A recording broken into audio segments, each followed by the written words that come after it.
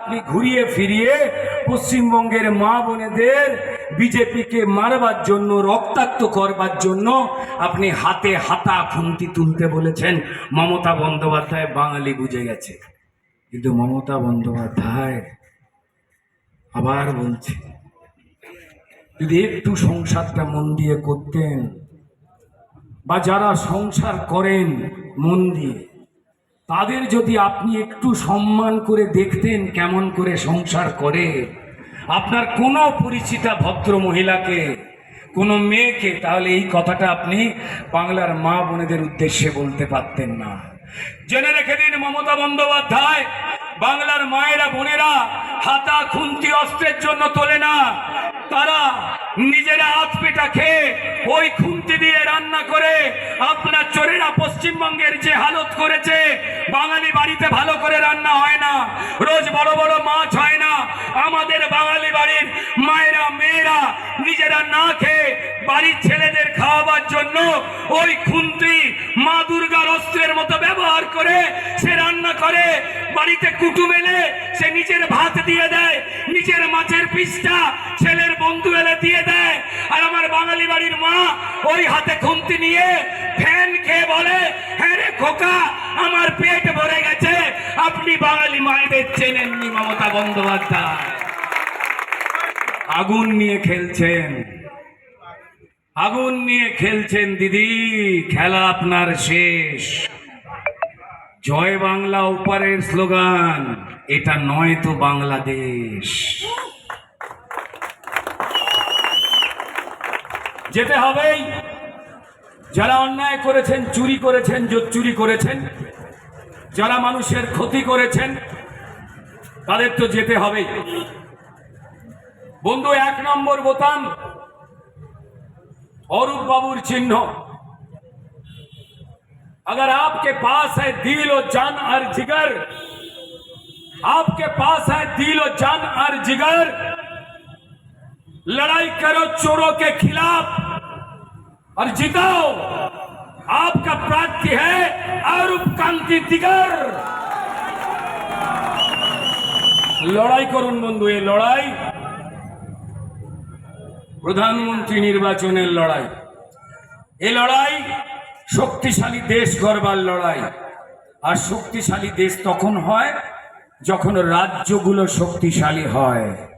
আমাদের বাড়িতে বাড়ি শক্তিশালী কখন হয়? যখন বাড়ির গাঁথুনি শক্তিশালী হয়। আর আমাদের বাড়ির কাঠের আসবাবপত্র কখন শক্তিশালী হয়? যখন তাতে ঘুণ ধরে না, ঘুণ পোকা ধরে না।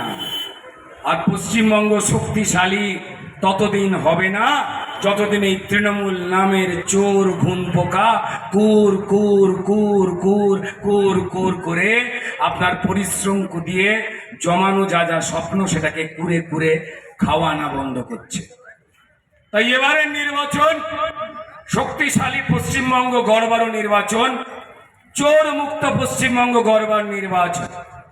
তবে হ্যাঁ বন্ধু ভাই, মায়েরা দিদিরা, জানিয়ে রেখে দিই, এতদিন অবধি আমাদের 200-র ওপর কার্যকর্তাকে খুন করেছে তৃণমূল। তারা কি কারণে খুন করেছে? সোজা উপায়, তাদের খুন করার কারণ, দিল্লি থেকে নরেন্দ্র মোদী সরকার একের পর এক প্রকল্প পাঠাচ্ছে গরিব মানুষের জন্য। আবাস প্রকল্প, কোন গরিব মানুষের বাড়ির দরকার রয়েছে নাম চেয়ে পাঠাচ্ছে। সেই লিস্টের মধ্যে নরেন্দ্র মোদীর হিন্দু মুসলমান নেই। কোন গরিব চাল ডাল দরকার রয়েছে, রাশন দরকার রয়েছে, অগুন্তি রাশন পাঠাচ্ছে। নরেন্দ্র মোদী চালের ওপরে হিন্দু মুসলমান নাম লিখে দেননি। তিনি মনে করেছেন শুধুমাত্র ভদ্রলোকের বাড়ির মেয়ে বউদের ইজ্জত থাকবে, আর আমাদের হিন্দু মুসলমান বাড়ির মায়েরা বোনেরা খোলা মাঠে ঝোপের ধারে কি প্লাস্টিক দিয়ে ঘেরা বাথরুমে বাথরুম করবে, পুকুরে খোলা জায়গায় চান করবে, গোসল করবে, হতে পারে না। নরেন্দ্র মোদী ভেবেছেন ইজ্জত যদি ভদ্রলোকেদের থাকে, বড় লোকেদের থাকে, তাহলে ওই ইজ্জত গরিব বাড়ির হিন্দু মুসলিম প্রত্যেকটা মেয়ের দরকার, তাই তিনি বানিয়ে দিয়েছে নির্যত ঘর, তার হিন্দু মুসলমান নেই। যে বাচ্চাগুলো মিড ডে মিলের জন্য স্কুলে যাচ্ছে, এর যোগান দিচ্ছেন নরেন্দ্র মোদী আমার দেশের নিয়ম অনুযায়ী। যাদের কাছে ক্ষমতা নেই তাদের জন্য 100 দিনের কাজের টাকা পাঠাচ্ছে নরেন্দ্র মোদী। একটা প্রকল্পের মধ্যে কোনো হিন্দু মুসলমান নেই, আর সেই টাকা পশ্চিমবঙ্গের মানুষের টাকা চুরি করছে যে তৃণমূলের চোরেরা। তারা তাদের জানবার ইচ্ছাও নেই যে আমি বিজেপির চুরি করছি না তৃণমূলেরও চুরি করছি। এরা সবার রক্ত খায়, হিন্দু মুসলমান নিজেদের বাড়ির লোক একে অপরকে মারে। এদের শুধু একটাই খাবার, রক্ত রক্ত রক্ত রক্ত, টাকা টাকা টাকা টাকা। এরা অন্ধকারের ভক্ত, তাদের তাড়াতে হবে।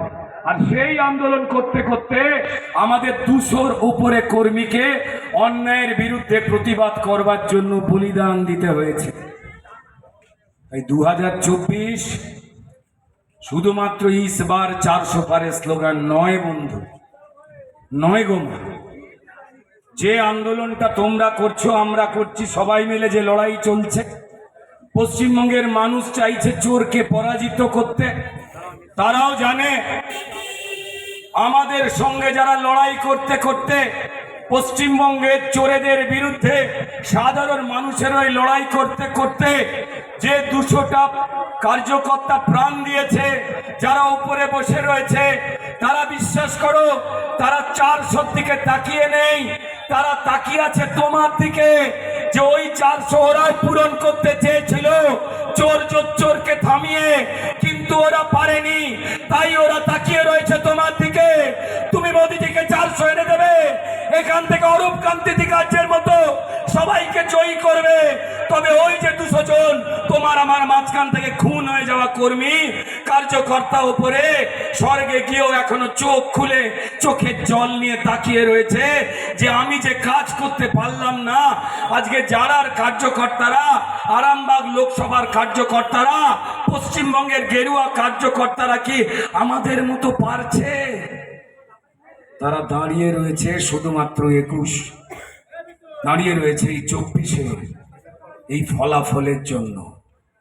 তারা চোখ বুঝবে শান্তির সেদিন, যেদিন নিস বার 400 পারে স্লোগান যেটা মোদিজি দিয়েছেন, সেই জায়গায় আমরা পরিশ্রম করে সবাই মিলে পৌঁছে দিতে পারব। এইটুকুই বলবার।